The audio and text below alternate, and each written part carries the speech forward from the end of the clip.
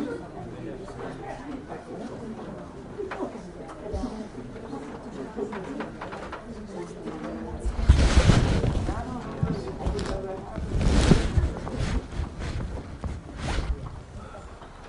and gentlemen, it is requested that you remove all headgear, please, when you're in the courtroom. Thank you. Go ahead and turn off all electronic devices, to include cell phones. Put those away, please.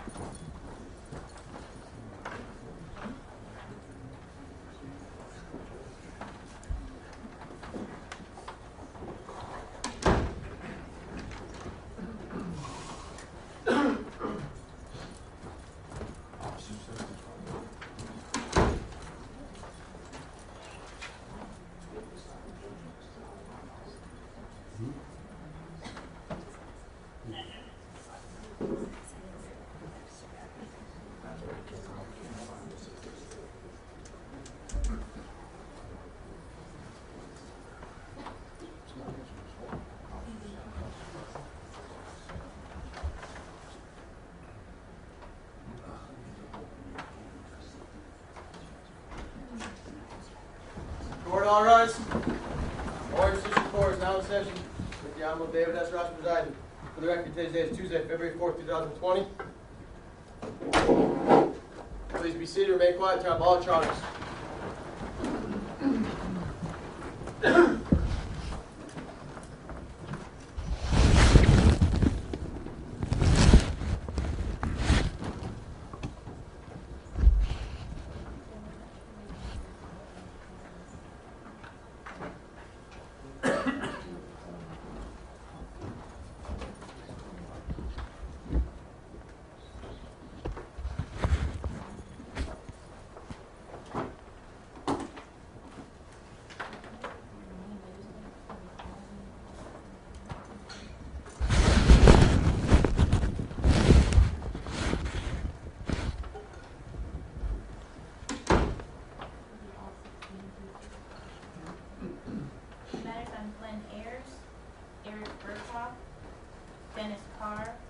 John Cohen, Patricia Gallagher, Rena Loeb, Priscilla Lynch, Fergus Marshall, Morgan Mead, Gia Neswald, Ryan Smart, Joseph Stubblefield, Sally Stuffin, Mary Thomas, James Thornley, and Lynn Waldron. These matters have been called for trial on civil infractions. Excuse me. The party ready to proceed? Yes, sir. Yes, sir. Okay, Scott and Attorney Cruz, you indicated that you would not be making opening statements. Is that correct? There's no objection to that. No objection. Attorney Ryan? Thank you, Your Honor. Never doubt, Margaret Mead once said, that a small group of thoughtful, committed citizens can change the world. Indeed, it's the only thing that ever has. A small group of thoughtful, committed citizens is perhaps the most apt description for the defendants who stand before you. For over 2 years, they devoted extraordinary time and energy to protesting a deforestation project on public land proposed by the Department of Conservation and Recreation. The crime they eventually committed, that the prosecution has chosen to convert to a civil infraction, is trespassing. It is undisputed that on multiple occasions throughout the months of August and September, these defendants remained on and around Wicket Pond Road after being told to disperse by persons in lawful control of the property. The question this court must answer is whether the repeated failure to comply with this command was justified by the defense of necessity. The evidence in this case will show that the defendants were faced with a clear and imminent danger that was neither debatable nor speculative. They reasonably believed their actions would be effective in directly reducing this danger, and they had properly explored all legal alternatives that reasonable people would. Now, during the course of this proceeding, I expect a number of defendants will offer short accounts of what inspired them to take the actions they did. At this time, I'd like to present a short summary of testimony I expect you'll hear from 6 particular witnesses. The first is Dr. J. William Stubblefield. Dr. Stubblefield received a PhD in 1980 in biology from Harvard. And the current focus of his academic research is the role forests play in mitigating harms of global warming and biodiversity loss. Dr. Stubblefield will testify that by the time the defendants commenced their campaign of nonviolent direct action, a consensus had emerged in the scientific community that the dramatic and ongoing buildup in our atmosphere of greenhouse gases, especially carbon dioxide, had far surpassed sustainable limits. In fact, the indisputable scientific evidence now shows that planet Earth is facing a climate emergency that represents a catastrophic threat to humanity. Dr. Stubblefield will explain how forests constitute a natural carbon sink, and how intact temperate forests like the ones we have here in western Massachusetts are better situated to capture and store carbon in the face of global warming than both tropical forests to the south and boreal forests to the north. You will learn that DCR's plan to permit logging in the Brook Road section of Wendell State Forest was designed to remove 70 to 100-year-old trees that would have otherwise been expected to spend the next 2 centuries capturing and storing increasing amounts of carbon.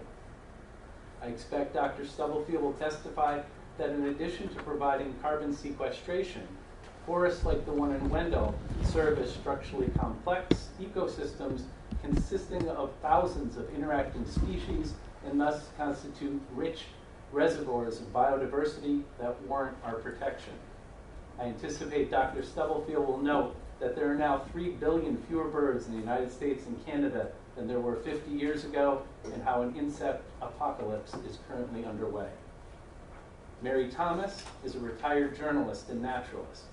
She will tell you that she's made it her mission to study both the climate crisis and the way the media reports on it. I expect Ms. Thomas will testify that while the clear cutting and burning of forests in South America and Southeast Asia receive a fair bit of coverage, these practices tend to fly under the radar in the United States, even though the rate of deforestation here is higher than Brazil and nearly twice that of the Philippines. Priscilla Lynch is a retired social worker. She will testify about the natural beauty of Wendell State Forest and the ways in which the people in the community came to depend upon it as a place to exercise, experience solitude, and rejuvenate.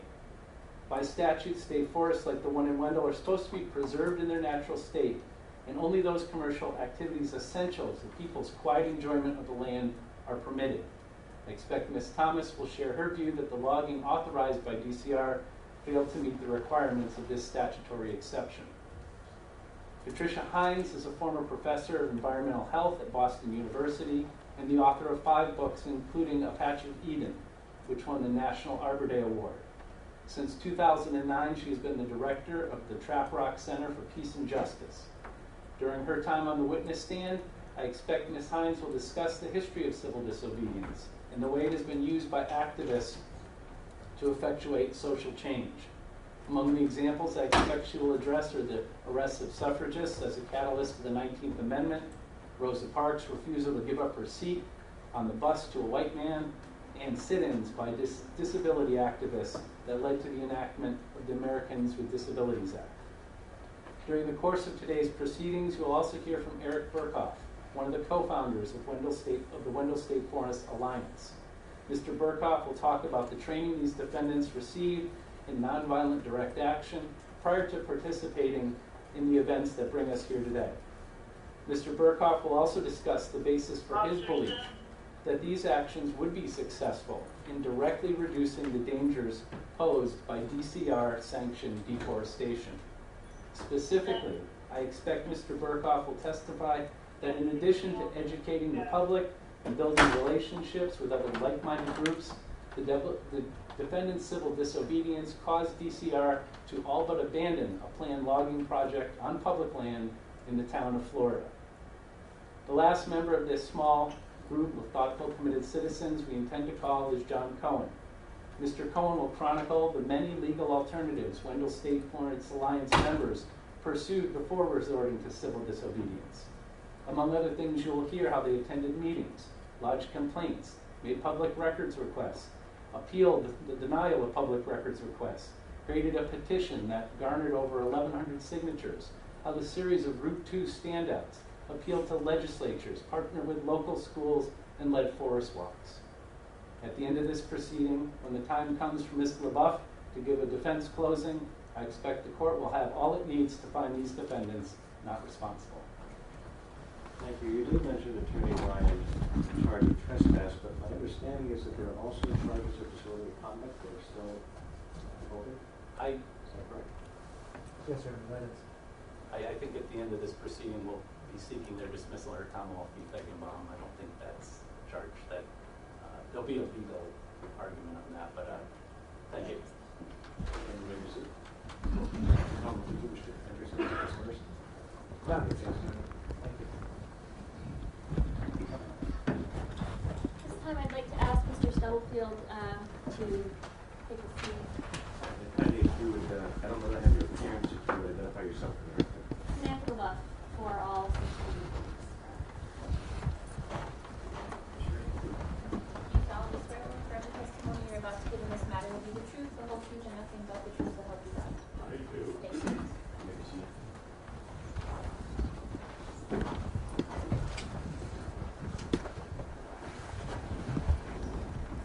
Good morning. Morning.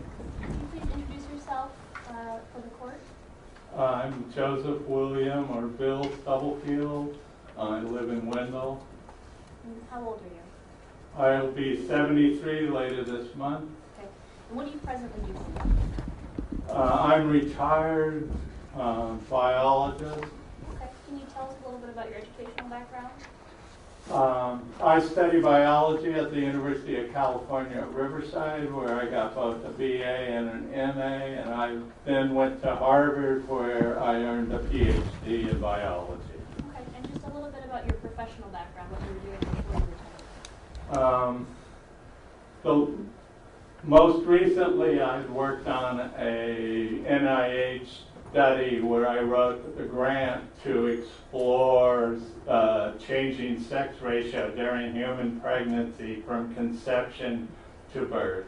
Okay. And what is your current area of focus? My current focus is on how I can use my scientific background and training to best effect a suitable response to the climate emergency we now face, and also the threat of mass extinction that's occurring around us. Okay. And so I'd like to just ask you a few questions about climate change. Can you tell us what is climate change? When we speak of a climate emergency, we're talking about anthropogenic climate change, which is change in the climate, especially global warming, as it's called, that arises from the release of greenhouse gases by human activity. The most important of these is CO2 that comes from burning fossil fuels. Okay. And can you tell us, is there a consensus in the scientific community that the Earth is presently facing a climate emergency? Yes, there's an overwhelming consensus that we face a genuine emergency, and we have only something on the order of a decade to make dramatic reductions in CO2 emissions if we're going to avoid a truly catastrophic future. Can you give us some examples of the way that climate change has adversely affected our planet? The examples are pervasive and around the globe. It's more and more extreme weather events, flooding, growing drought, wildfires as a result, dwindling fisheries, mass extinction, rising sea levels, acidification of the ocean. There's a whole complex of interacting consequences. Do humans need to change their behaviors to reduce climate change? Oh, most definitely, and the sooner the better. Okay. Can you tell us what types of changes need to be made? The central, most important thing we have to do as quickly as humanly possible is eliminate our dependence on fossil fuels and get to zero emissions just as quick as we possibly can. Would doing that solve the problem? No. Okay. As wrenching as that is not enough. What else needs to happen to avoid catastrophic climate change? We have to actually remove CO2 from the atmosphere. Okay. If we go back before the Industrial Revolution, there were about 280 parts per million of CO2 in the atmosphere. Since the Industrial Revolution, that has grown to 417, and it is still growing. The scientific consensus is anything beyond 350 parts per million is increasingly and drastically worse. So the sooner we act and the more forcefully we act, the better it'll be. So I'd like to now ask you some questions about the relationship between forests and climate change. Absolutely. So can you explain for us the role that forests play in combating climate change? The forests around the entire globe play an critically important role in moderating our climate because they are net sinks of carbon dioxide. And so they actually remove carbon from the atmosphere. There's a lot of research effort these days to develop machines to do that. But we have them in our neighborhoods and they're already at work if we'll only leave them alone. Can you tell us what type of forest do we have here in Western Massachusetts? We live in the temperate zone. And we have temperate forests. Our local forests are a mixture of hardwoods and various conifer species. They're especially important because they're moist and full of moist and very diverse forests. So why does it matter that they're temperate forests versus other types of forests? Temperate forests have emerged as one of the most important avenues for addressing climate change we have, largely because the forests to our south in the tropics and those to the north in the boreal zone are both compromised and under severe threat. In the South, we've all heard about the increasing destruction of tropical forests, and we're in danger of them flipping to a different eco-regime entirely, where they become an open savanna with grassland and sparse trees. In the North, the problem is equally severe, but it's different.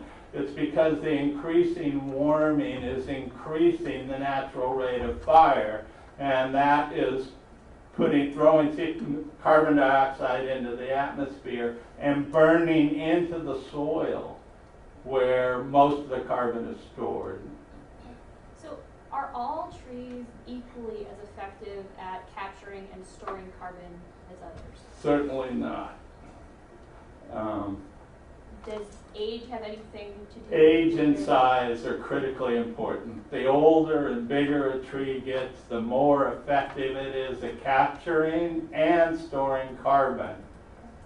If there's a disturbance in the forest because of a storm, say, or logging, then there's many saplings come up, but only a few of those are gonna survive to be a part of the mature forest with their place in the sun. So if you put a carbon atom in a sapling versus a large tree, it has much less chance of surviving to be around in 10, 20, 30 years. So after trees are cut, does planting new trees solve the problem? Unfortunately not. Every single tree helps. And the massive tree planting programs that are going on in multiple places around the world today are of great value. But the fact of the matter is it'll take decades before they can even approach the rate at which carbon is captured by the mature forests we already have. So aside from being carbon sinks, do forests play any other important roles from a scientific perspective? Absolutely. And what is that role? Forests are incredibly rich and diverse reservoirs of biological diversity. And where every day we learn more about how integrated and interrelated the species in the forest are. There's literally thousands of species available to be saved, and all of them working together should be the focus of our attention. Is there an insect apocalypse? Insect apocalypse is a popular term that's appeared in the media, but it's not hyperbole. Insect populations are drying off dramatically around the world, and everywhere we have data that allows us to compare current populations with those of, say, 10, 15, 50 years ago, they're dramatically less. And, aside from insects, with bird populations, have there been any big changes over the last 50 years? Yes. Within North America alone, over the last 50 years, comparing 50 years ago and today, there are roughly 3 billion fewer birds, 3 billion canaries in a coal mine that we'd better pay attention to. I think my last question for you is, if drastic steps are not taken to combat climate change, what will happen? The future's uncertain. But the great worry in the scientific community is that there are a great number of interconnected positive feedback mechanisms which, if initiated, can lead to total destruction. So that a little bit of warming leads to a little bit more warming, which leads to a little bit more warming, and a reinforcing process that leads to a worsening future. And that keeps going and brings the actual survival of the human species into question. That is all. Thank you. Thank you very much. Any questions? Hold on, sir. Any questions from the public? Oh, sorry. Yes, indeed. Good afternoon, Dr. Stubblefield. Now, it's fair to say that you're here as a part of the protest for the Wendell Street Forest, correct? Yes. Now, the Wendell State Forest, there was currently a Massachusetts Department of Conservation and Recreation proposal that was put out, and your involvement began sometime in 2016, right? I didn't become involved in the actual protests until probably early 18. When did you become aware of the Wendell State Forest? What the plan was to cut down some of the trees? I first became aware of it when the protests started in my town. So prior to this, sometime in 2016, were you a part or in any way involved of a forest management proposal? Was I involved in it? Or did you speak out against the proposal? No, not at that time. To the best of your knowledge, did other individuals Yes. speak out against that proposal? Multiple groups, multiple people I worked with were involved in the public comment period in 2016. Now, is that in February of 2016 was the initial proposal to essentially cut down the trees in the Wendell State Forest? If you say so, I'm not certain on the... Is that around the Right. same time that you indicated other individuals were coming Yes. forward? And was this a public period of time for them to come forward and interact with the area in order to have some type of a feedback? Pardon? Were they able to give their feedback on the proposal? Yes, they filed public comments and they raised the question of climate change as one of their central concerns. Okay. And at any point in time, did you see the initial proposal? Yes, but only much later. Can I make a motion?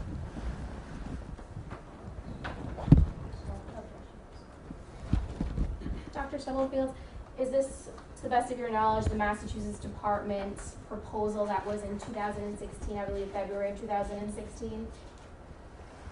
To the best of my knowledge. Is that the initial proposal that you became aware of that regards to the first time that they were going to cut down those trees in Wendell State Forest? Actually, by the time I was involved, there was a cultural prescription and a number of other So there's another documents that were after this, but this appears to be somewhat of the initial. Yeah, as far as before they I became can tell, aware. this is what started it, was the first public notification. Thank you, Doctor. Let me just retrieve that item. We'll move to enter as exhibit one. Move this into stipulations, is that correct? Will be marked as exhibit 1.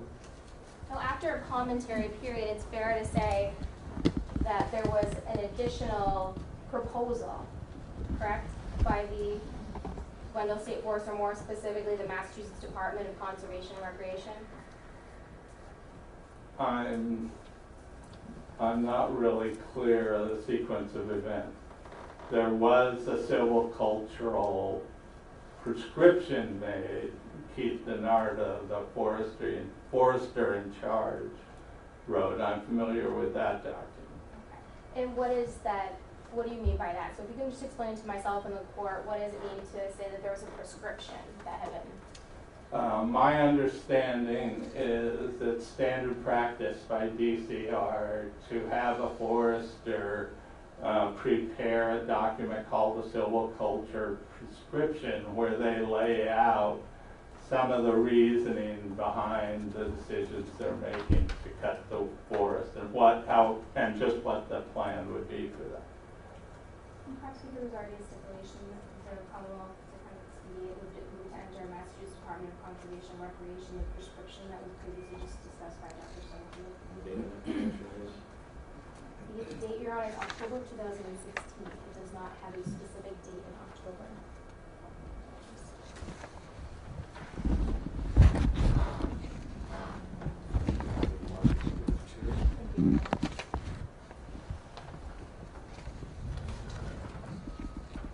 Now, it's fair to say in a proposal like this or a prescription, they'll often list the goals, correct, of the department and the project? Pardon me? They'll often list the goals of the department and the project, the Yes. management goals. Right. And that would include things like to advance regeneration established through prior forest management operations, Yes, that's typical language. and to establish early succession habitat through the forest. Yes, more of their language. Very familiar terms. Thank you, Doctor. Now, you indicated that you became aware sometime around the protest day, correct? Yes.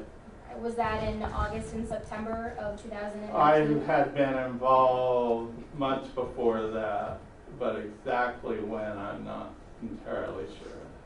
Were you involved in a civil litigation in Franklin Superior Court as well? Yes, Were you one of the plaintiffs listed in the Franklin Superior Court complaint? Yes. It's fair to say that complaint occurred sometime in August of 2019 or was Yes. filed? And that's currently an ongoing complaint, correct, in the Yes. Franklin Superior Court? Now, as part of the civil hearing, is it fair to say that you, as well as I believe 28 other citizens or members, filed for an injunction? yes, Do you remember when you filed for that injunction? last summer. And it's fair to- Exact date, I don't know. I don't think I have the right date here, but sometime in the end of the summer, it's fair to say you filed an injunction in order to get the cutting of the trees to stop, correct? Our initial request was for a temporary injunction to halt the logging. And it's fair to say that at some point in time, there was a response to that from another party, Yes, and there was actually an opposition to the motion for a temporary restraining order, correct? yes, And Your Honor, again, just for the purpose of the hearing, Commonwealth move to enter is to read the opposition to the motion of the temporary restraining order. For the record, that was filed on August 21st, 2019. Okay. Maybe somebody says it's free. Dr. Stubblefield, at some point in time, you learned that there was a subsequent order on the motion that you had filed for preliminary injunction, correct? yes,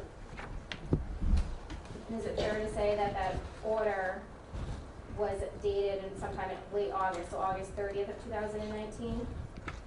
if you say so, And the motion for the preliminary injunction had been denied by the court, right? that is correct.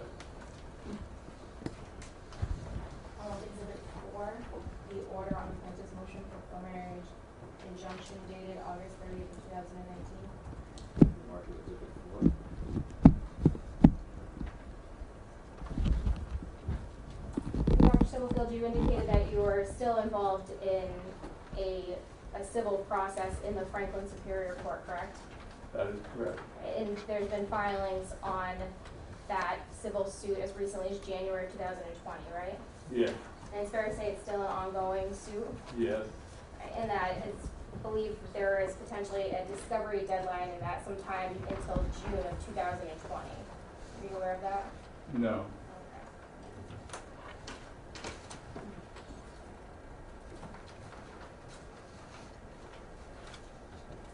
Now, as part of the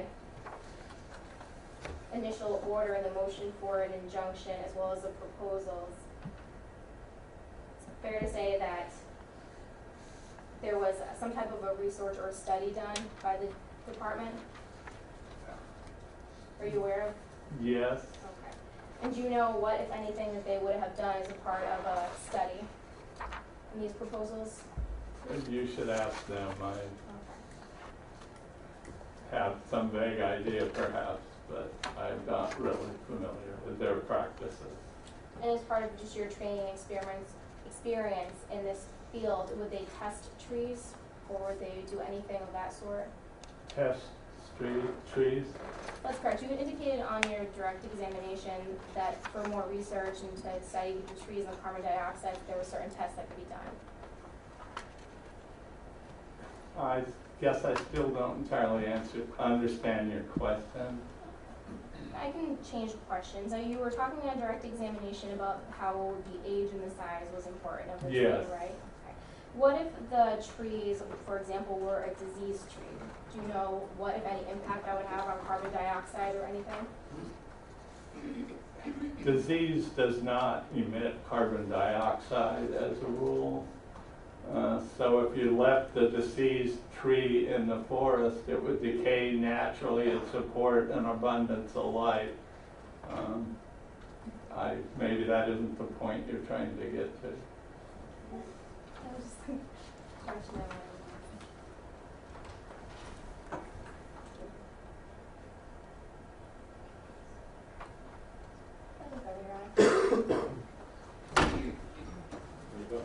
So just very briefly, in the Franklin Superior Court matter that you were just answering questions about, did you attempt to obtain counsel in that proceeding? I'm sorry, I'm having trouble hearing you. Did you try in the Franklin Superior Court case that you were just answering questions about, did you at any point try to obtain counsel and attorney to represent you in that case? Yes, we've been seeking counsel since before we filed the injunction, and we only filed the injunction when we did because the trees were already being cut. Okay, and so we thought we had more time. So at this time, are you still proceeding pro se in that matter? Yes, we're still pro se. That's all. Thank you. You may step down. Redirect. Thank you.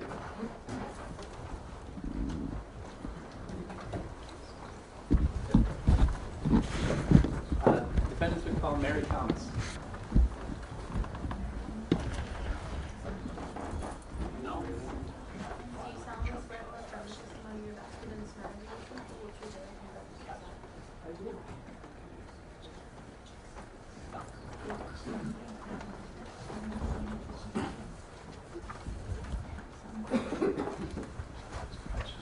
I think you've become a good afternoon witness. Good afternoon, Ms. Thomas. Could you state your name and spell your last name for the record?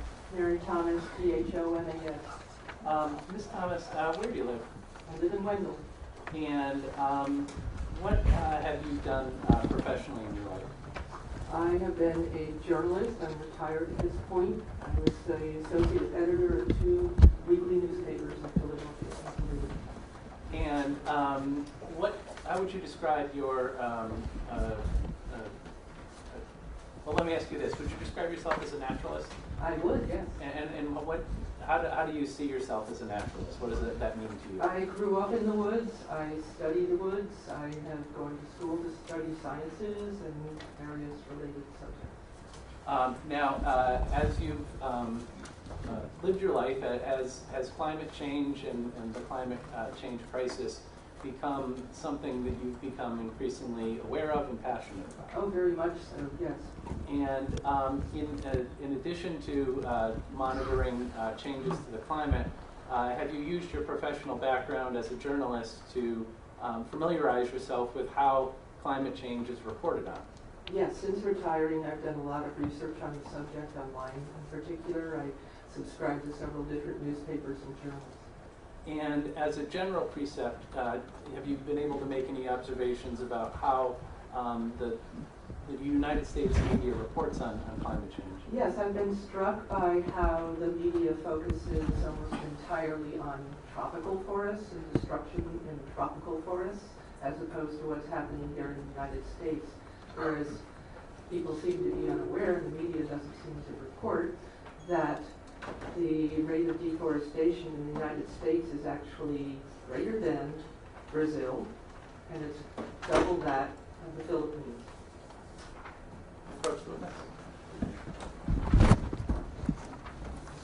I'm showing you a printout, global rates of forest loss by country. Are you familiar with these figures? Yes, I am. And does this indicate in the far right column total loss figures for the United States, Philippines, and Brazil? Yes, it does. And is this essentially, when you were talking about the rates of deforestation, is this one of the sources for that? Yes, it is. It definitely is. The United States is 7.9% rate of deforestation. The Philippines has a 3.1% rate of deforestation, and Brazil has a 5.9% rate of deforestation.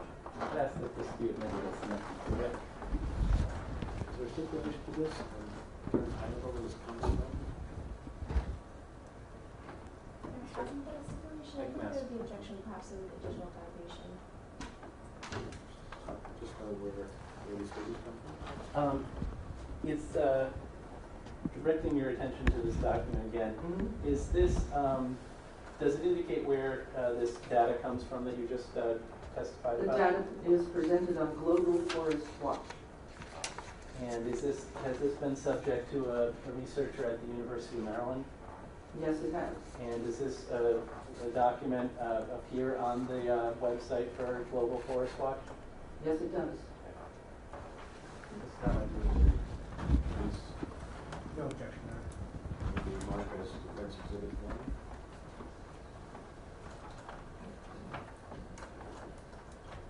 1. Ms. Thomas, does the way in which the media reports on climate change play a part in your decision to participate in this campaign of civil disobedience? It's a strong part of it, yes. Can you explain why? I have observed that people don't seem to be aware of the importance of the temperate forests in our part of the world. Our focus is being drawn away by the media to other parts of the world where deforestation is taking place. And while that's important, the deforestation there makes our forests even more significant. They become a greater part of the global carbon equation. I don't have any further questions for you at this time, Ms. Thomas. I believe the prosecution will. Thank you. No questions, Your Honor. Questions? All right, you guys come down.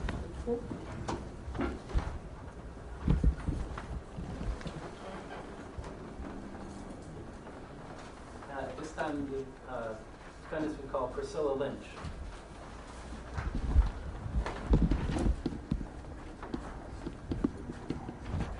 Do you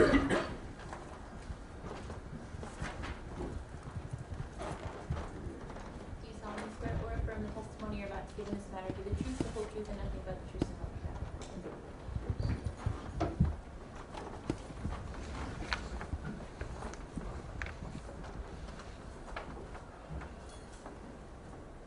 Good afternoon, Ms. Lynch.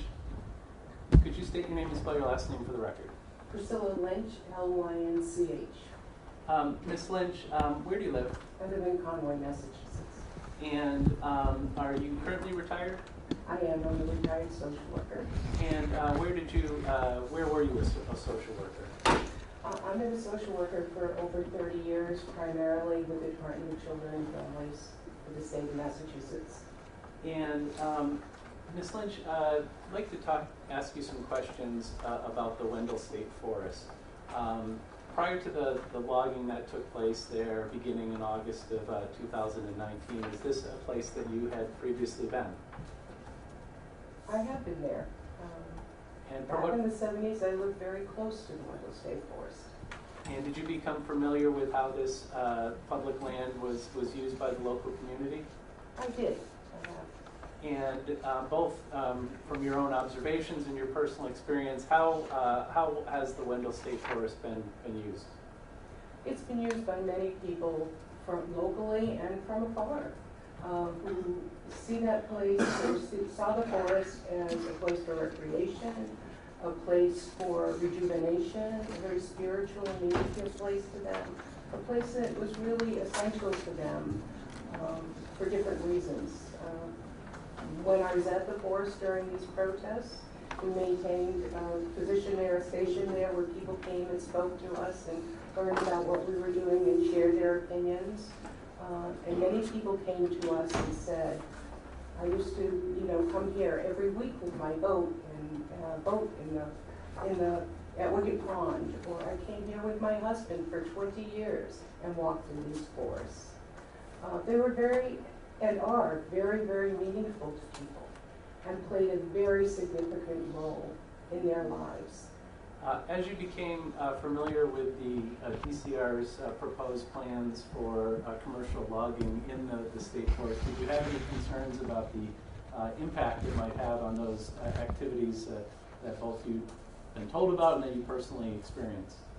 Yeah, I became aware of the impact that it had on a number of people. I saw it as they talked to me, as they saw the trees. I saw the pain that they felt. I felt the pain that they felt. I felt the loss that they felt, the trauma they experienced. And as a social worker, I'm trained and I see that, I know that. And it was trauma for people. It was not given any consideration at all. I don't have any further questions for you at this time, Ms. Lynch. I'm not sure if the prosecution has. No questions, Your Honor. Step down. Thank you.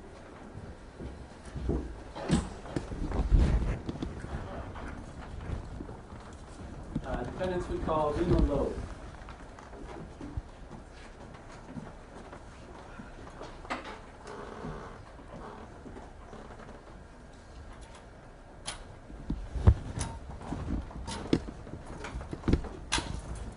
Do you solemnly swear or affirm the testimony you're about to give in this matter will be the truth, the whole truth, and nothing but the truth, so help you God?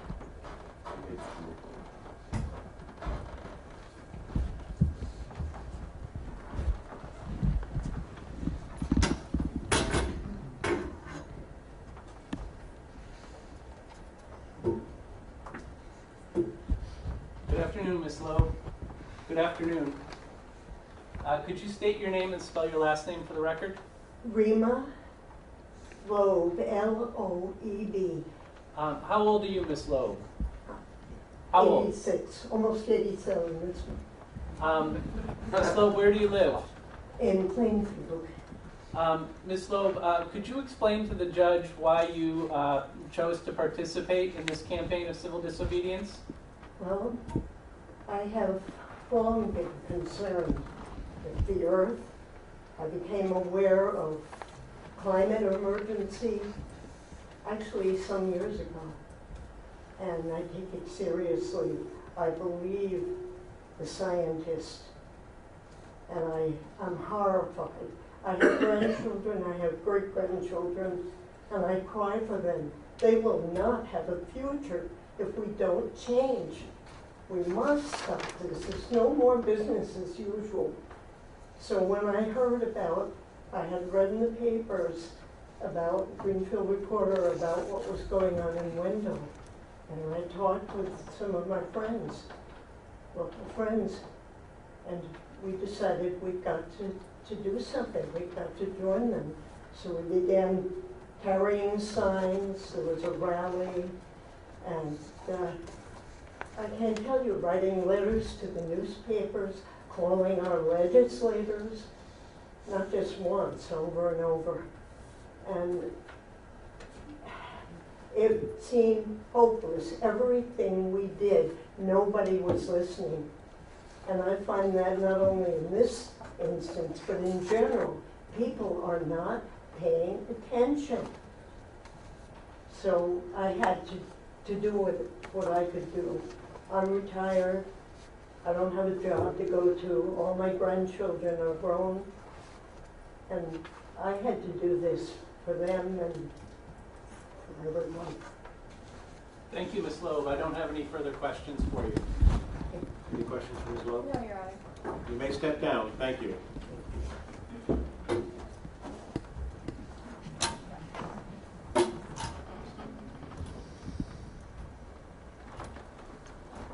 Defendants call Morgan Mead. Do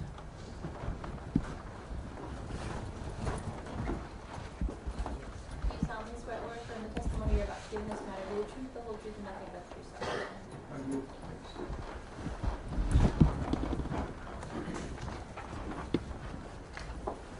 Good afternoon, Mr. Mead. Good afternoon. Could you state your name and spell your last name for the record? I'm Morgan Mead, M-E-A-D. Mr. Mead, where do you live? I live in Wendell. And what do you do for work? I'm a part-time carpenter. Mr. Mead, could you explain to Judge Ross why you chose to participate in this campaign of civil disobedience in Wendell State Forest? Well, I've always loved the forest. Since 30 years ago, I've been concerned with global warming, and it's becoming more and more clear and more desperate situation with global warming, but mostly because I have an 18-year-old son, and I want him to have a future.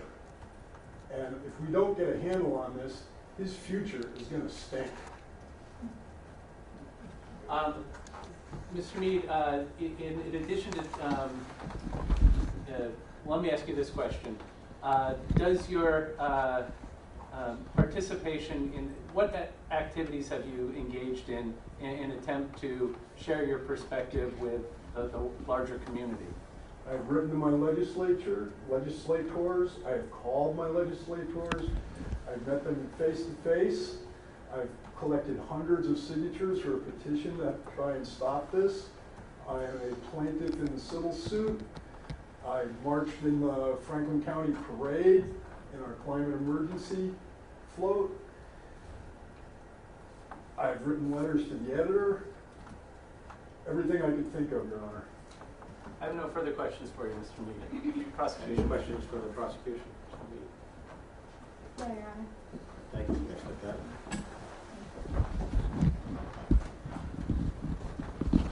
Defendants are called Gia Neswell.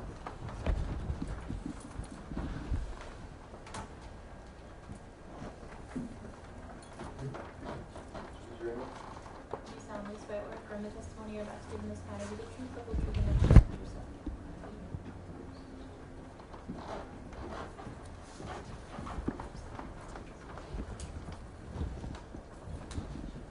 Good afternoon, Ms. Neswell. Good afternoon. Could you please state your name and spell your last name for the record? Gia Neswald, Neswald.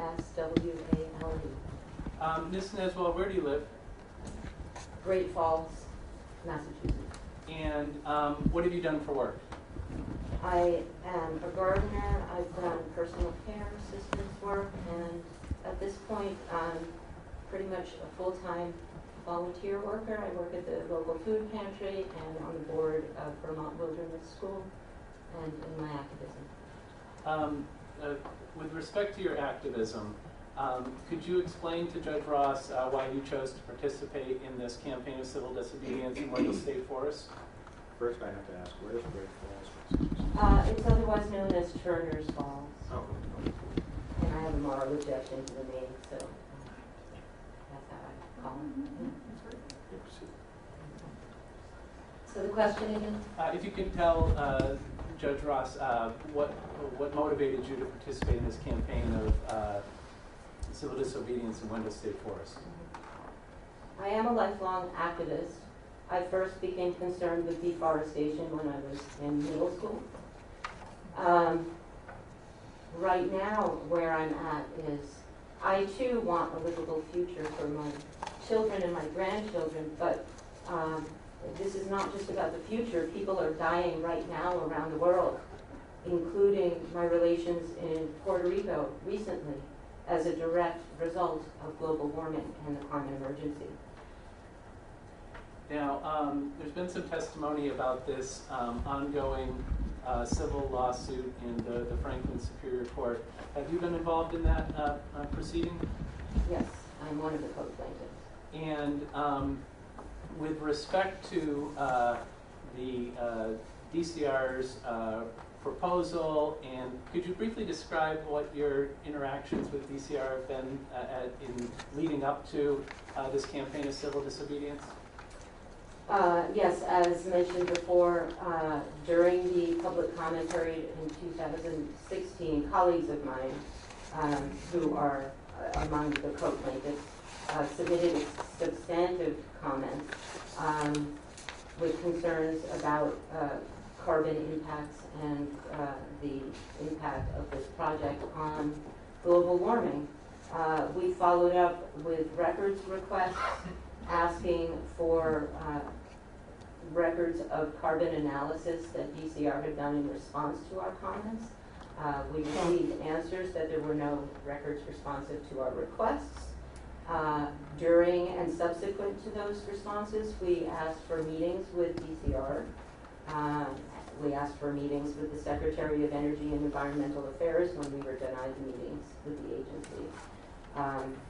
Meanwhile, we were doing standouts on Route 2, getting our concerns into the media, writing to the papers, and spending a lot of time building the petition aforementioned. I don't have any further questions for you at this time, Ms. Neswell, and the prosecution may. Good afternoon, Ms. Neswell. You previously indicated you were involved in 2016, correct? I wasn't personally, I didn't live in the area then. But in 2016, you learned of the initial proposal for the Wendell State Forest, correct? I did not in 2016, my colleagues did. Okay. The And colleagues I've been working with, what year did you become involved? 2018. 2018. To the best of your knowledge, aside from a forest proposal, a management proposal in February of 2016, were your colleagues also aware of a prescription that was done or prepared by the department in 2016, in October 2016? I can't say for certain. It's my understanding that we were not aware of it at that time because we were not given notice. There was no public notice when that prescription was put out as, or the permit as a decision. And so they were dated December 27th of 2016 and published to the public in October 2016. You're saying that you guys were not aware of it around that time, notwithstanding that it had been published? I wasn't on the scene at that time, but I will say that the members of my group and my colleagues with whom I work now, who established standing in April of 2016 with their comments, should have been directly given notice of that plan, and they were not. And you also mentioned that you were denied meetings with the department. Is that correct? When was that? I have my notes in front of me, but I can try to remember. Can I just look at my notes? The court will allow? Thank you. Thank you.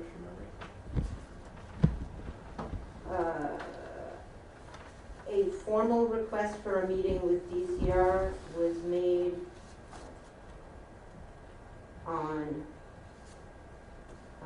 June 30th, 2019, but prior to that, there were other requests for communications throughout the late summer and fall of 2018, including public records requests, but also requests for dialogue with DCR directly. Now, it's fair to say that there wasn't a suit or an injunction filed in 2018, to the best of your knowledge? That's right. There was a notice of intent delivered on October 11th, and because we are not lawyers, as pro se litigants, we were working on developing a lawsuit, and it took us a lot of time. Was this October 2018 or 19? 18, October 11th. Now, you also learned at some point in time that there was a detailed forest cutting plan as well pursuant to the law in 2018, or did you become aware of that? In 2018. Yes. And understanding that you or the other plaintiffs are not attorneys, it's fair to say that you didn't seek an attorney relating to this matter. That is not correct. We have been seeking representation since, as my colleague said, since before our lawsuit was filed, and since before, I think it's fair to say the notice of intent was delivered. Did you ever file any appeals with the state or the department? Yes. The response was that there is no appeal process available to us. However, we still persisted in filing appeals. And when did you do that? I don't have I don't have that off the top of my head, but before the project's inception, many months before, Glenn Ayers emailed William Hill asking what the appeal process was, and he was told that there is no appeal process to us as the people of the Commonwealth. Now, it's fair to say that the lawsuit was filed in August 2019, is that correct? That's correct.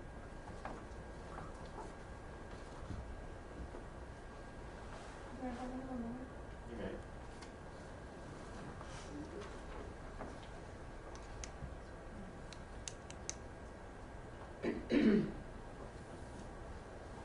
And Ms. Niswell, to the best of your knowledge, being a plaintiff in the current civil suit, do you know what stage you were at or if it's currently ongoing? We are in the process of an injunction. The most current activity is that there's been a motion to dismiss the case, And we've responded to that, and there was a hearing on the 7th of last month, that would be January.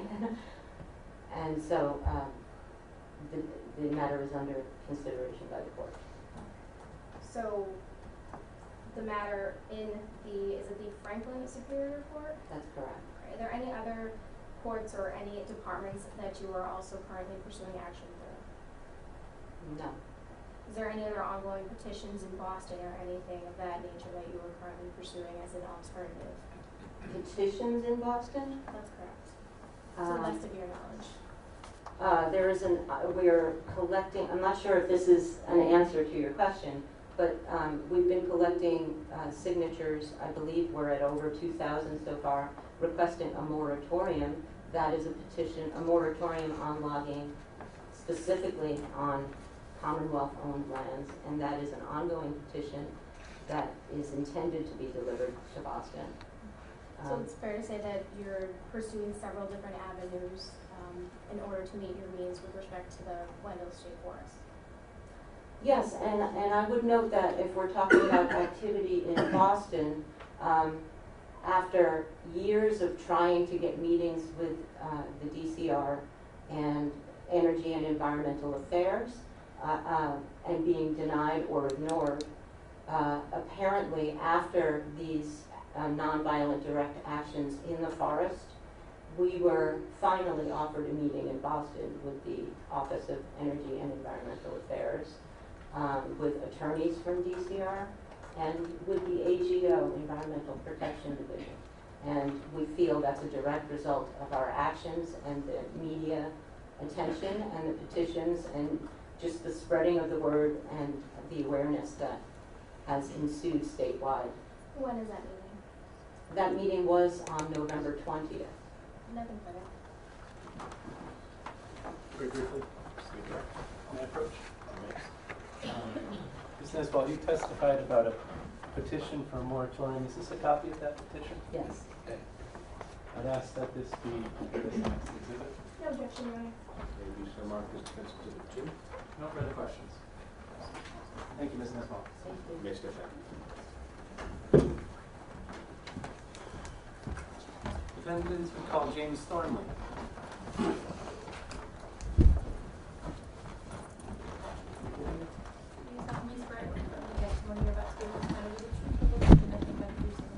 I do.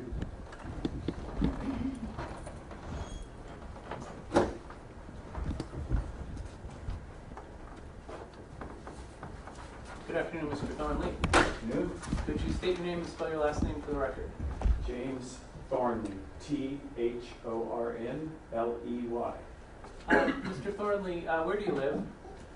I live in Wendell. And back in April of 2018, were you a part of a group that came up with a petition to save Brook Forest, save the Brook Road Forest petition? Yes, I did. May I approach the witness? Is this a copy of that petition?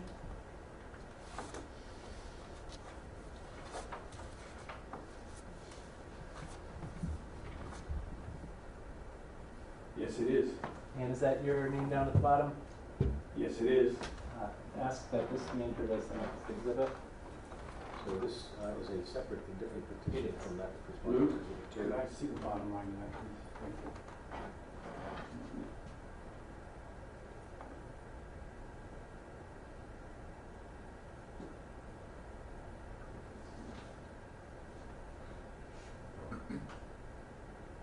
Thank you. So again, perhaps you'll provide some foundation as to the relevance of Brook Road Forest in this matter. Mr. Thornley, is Brook Road Forest, is that the section of the Wendell State Forest where the commercial logging took place in August and September of 2019? Yes, it is. And was this petition initiated in an effort to prevent that commercial logging from taking place? Very specifically. This time I moved to the witness. Mark that as exhibit principle 3. Just Mr. Donnelly, can you explain to the judge why, after engaging in this petitioning activity, you ultimately chose to participate in this campaign of civil disobedience? Yes, I can. I grew up outside of Philadelphia, Pennsylvania. It was semi-rural. I used to climb trees all the time. There was a golf course that they had sold for further development, and they had beautiful trees there, and my friends used to climb one, and named one Tower Tree because of the branches where they walked right up the tree. And then I moved to California in the middle of my junior year of high school, taken by my family, and eventually ended up meeting a friend of mine at church who had his own tree business, and he and I would go out and prune and trim trees, and we did that for a couple of years. And after a while, he went into firewood, and I ended up doing some tree work myself, and had amazing experiences in trees. I remember very specifically, in particular one time, but it happened many times. I climbed this beautiful live oak tree in the front yard of someone's house, and spent about 6 hours in the tree, climbing around, taking out dead wood, a couple of cross branches, things like that. And after 6 hours in the tree, I would get down on the ground and stand back and take a look at the tree just to see how beautiful it was. And I remember very specifically at that particular tree, for some reason, that tree just spoke to me. It was breathing, it was talking to me, and I literally stood there 5 minutes just looking at that tree because it was so amazing. And then I ended up in the Northeast because I grew up in Pennsylvania and spent time in the Northeast, and eventually ended up in Wendell. And after a couple of years there, I moved to this a house where it's literally surrounded by the state forest. There's no way to get to my home except the public road without going through the state forest. And so for the last 6 or 7 years, I have walked very often through the state forest, and it's beautiful. And when I discovered the part on Brook Road, it struck me, it was an amazing part of the forest. And you know, that you talk about the DCR plan to cut forests. Well, all I did was climb trees and look at trees, but walking into that area, you could tell that particular part of the forest was extraordinary. There was every kind of species of tree that you could imagine. There were every age of tree, which basically was exactly what DCR was saying they were trying to accomplish by going in there and cutting these trees.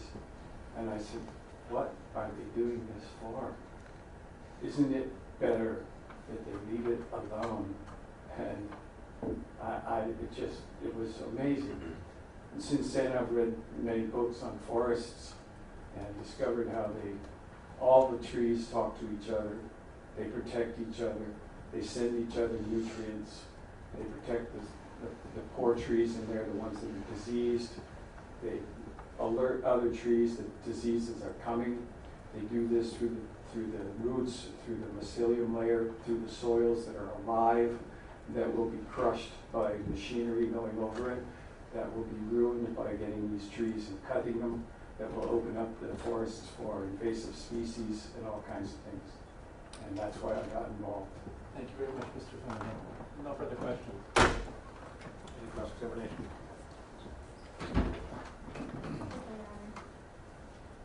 Afternoon, sir. Good afternoon. You mentioned that you were very familiar with trees. You've grown up around them, correct? Yes. Would you know the difference between a red pine? And what? Would you know the difference between a red pine and a white pine? Yes. Okay. Would you know the difference between a white pine and an oak? Yes. Would you know if one of them was overpopulating another? Yes. Okay. And aside from, you indicated that you mentioned the forest management proposals, correct? Sorry? You mentioned the forest management proposal, correct? Yes, I did. Did you have an opportunity to review that proposal? Yes. So it's your statement that you're not agreeing with them that the red pine plantation was at risk of decline? That the red pine plantation was not part of the Brook Road section. Okay. And you wouldn't agree with them that the white pine stand had reached a point of stagnation due to being overstocked in that area? I would sort of disagree with that. The plantation part of the project was the smallest part of the project, and the greater part of the project was where the money was, which was in the beautiful natural forest that had the 100-year-old oak trees. Okay. And the oak trees, the oak hardwood, you wouldn't agree with them, given your familiarity with the plan, that they stand in fairly uniform age in structure throughout, and that harvesting them would allow for an increase in the complexity throughout that area, and the productivity? That place was already very complex, diverse in age and in species, everything you could ask for from a forest. It did not need to be managed by man. Just for point of clarification, although you are familiar with just growing up with them, being around them, do you have any formal training or studying in these types of trees? I do not. And I think that's it. You may skip that. Thank you.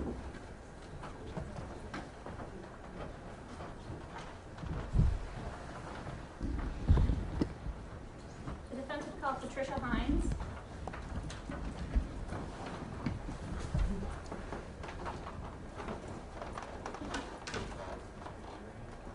Do you solemnly swear or affirm the testimony you're about to give in this matter be the truth, the whole truth, and nothing but the truth? I do.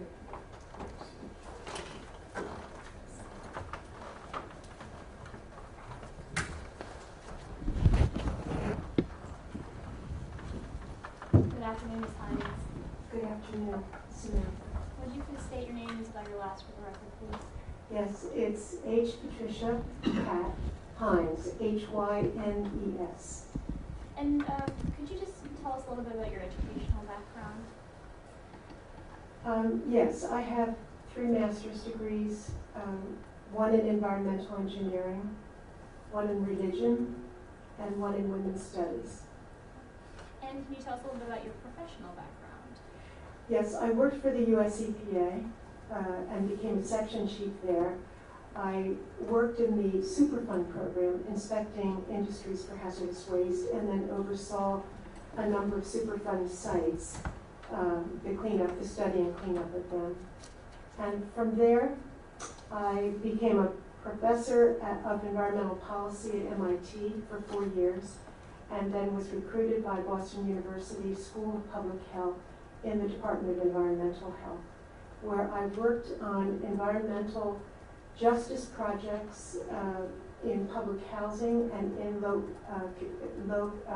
income communities in the Boston area, lead safe yards, testing community gardens for heavy metals in soils, etc. And what have you, you're not currently in academia, correct?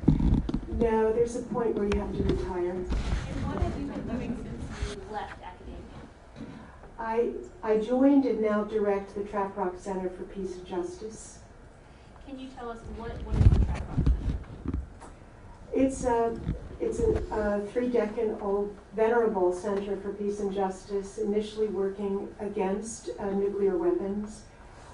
We have also taken on contemporary issues like climate change, and I particularly work on the role of military in climate change, called militarism and climate change. We also do a lot of peace education with children, with high school students. We collaborate with other nonprofit groups in the area, Green Greenfield, among others, the Interfaith Council, on many programs. And then, uniquely, we have some international projects. They've mainly been my instigation. One is a collaboration with Vietnam on tree planting. It's called the 10,000 Trees for Vietnam Project, part of a study that I did there about 5 years ago with third generation survivors of Agent Orange and the sources of contamination, etc., and then this reforestation project. Have you authored any books in your lifetime? Yes, I've authored 4 and edited 3, and primarily on environmental health issues. 2 were textbooks. Did you author the book called A Patch of Eden? Yes, I did. Did you happen to win any awards for your authorship of that book? The Arbor Day Foundation chose it as their best book of the year. I'd like to shift gears and just ask you some few questions about civil disobedience. Can you tell us what is civil disobedience? Yes, civil disobedience is a public, nonviolent, conscientious breach of law, policy, regulation for the sake of a higher good. How does civil disobedience work? I think what we heard from many people speaking here has the elements of it.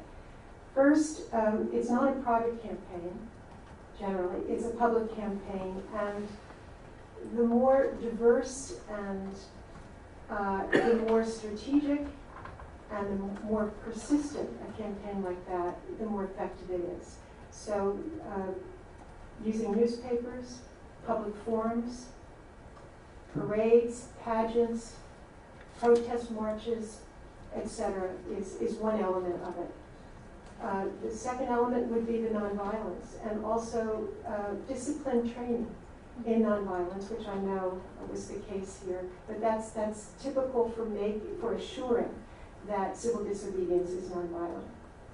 And finally, I think as a handful or a larger than that bucket full of strategies regarding if it is a regulation, if it is a law, reaching out to legislators and reaching out to public agencies for meeting with them, for explaining the position, and working with legislators for new legislation in some cases to replace what was considered flawed, these types of strategies.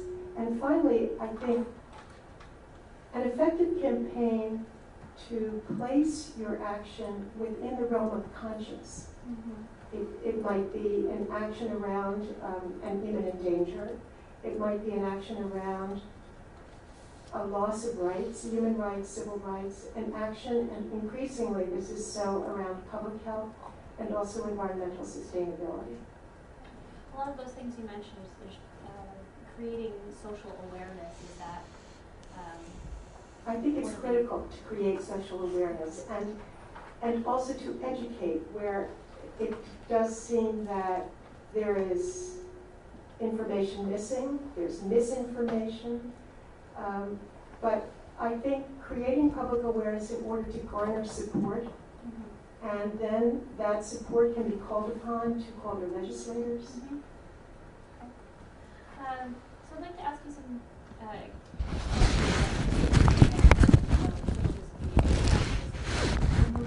can you tell us, was the civil disobedience used by the suffragists?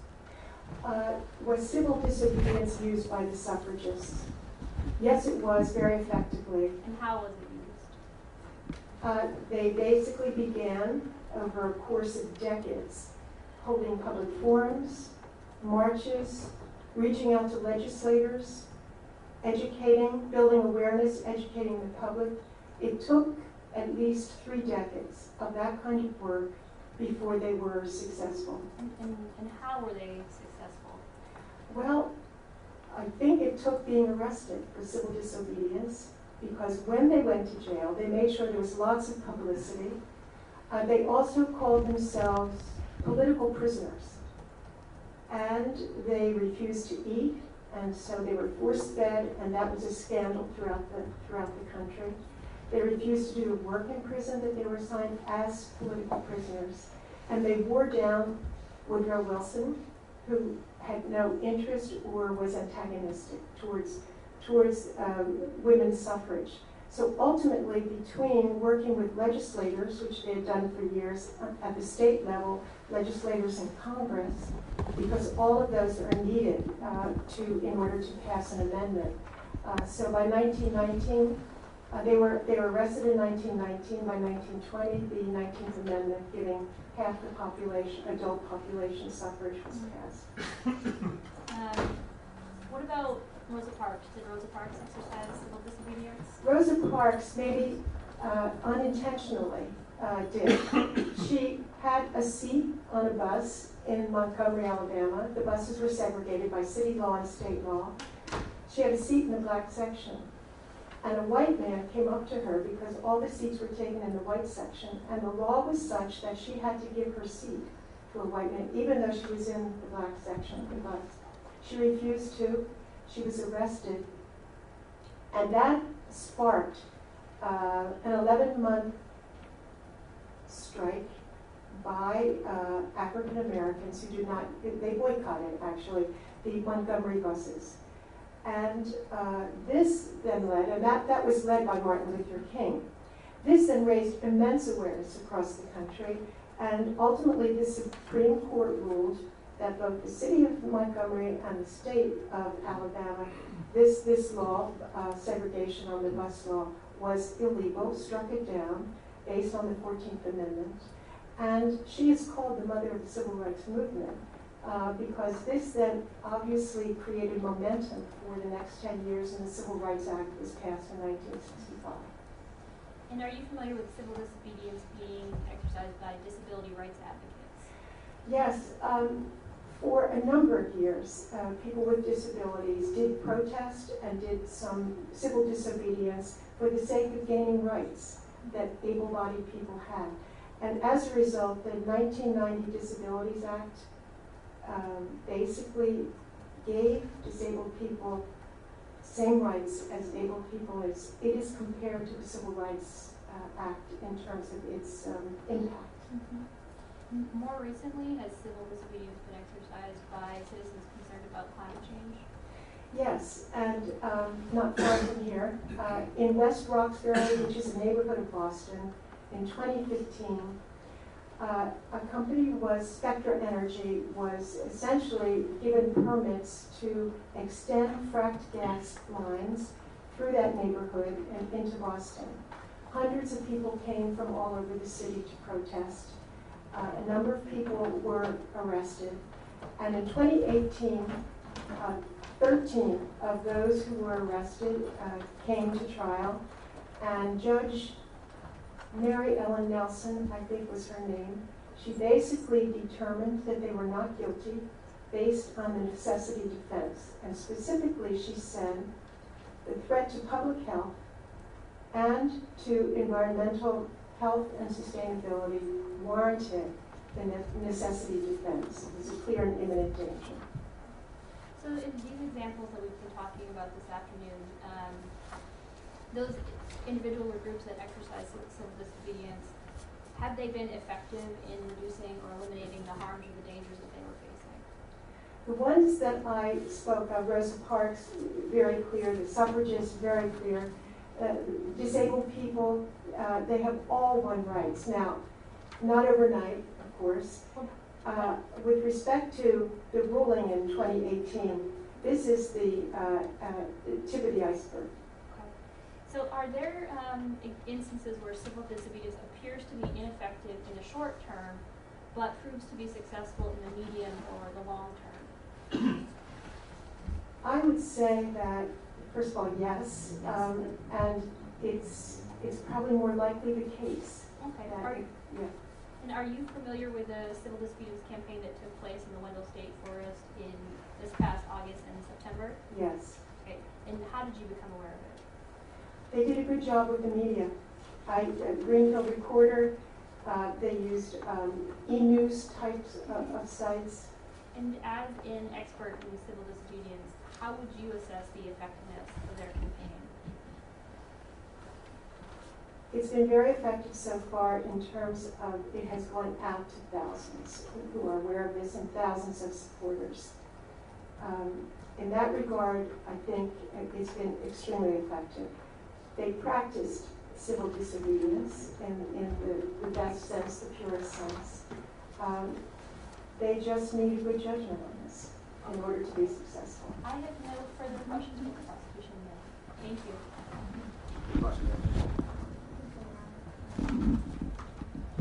You mentioned the actions of the pipeline protest in, I believe, 2018, is that correct? Or It was 2015. The 13 protesters were brought to court in 2018. Okay, and to the best of your knowledge, that was to stop the construction of a high-pressure fracked gas pipeline, correct? And to extend that gas pipeline. Now, that fracked gas pipeline ran 5 miles through West Roxbury, to the best of your knowledge. Do you know where that is? I think that's true. Okay. And it was a potential environmental and public health impacts, the pipeline, that had been established? Was that a question? Was that established, that it was potential environmental and public health? That was the purpose of the protest. And it was a fossil fuel infrastructure, that pipeline, correct? Yes. And they didn't have a safety plan in place in the event of a catastrophic failure? Was that part of the protest? There is no such safety plan if it's a catastrophic failure. No doubt the company had to have a safety plan in place to get a permit. But as we know, I know this from hazardous waste sites as well, that safety plans, first of all, cannot anticipate the unanticipated. And no safety plan could address a catastrophe. Okay, and you would categorize the fracked gas pipelines catastrophe? Potential. Yeah. Nothing further.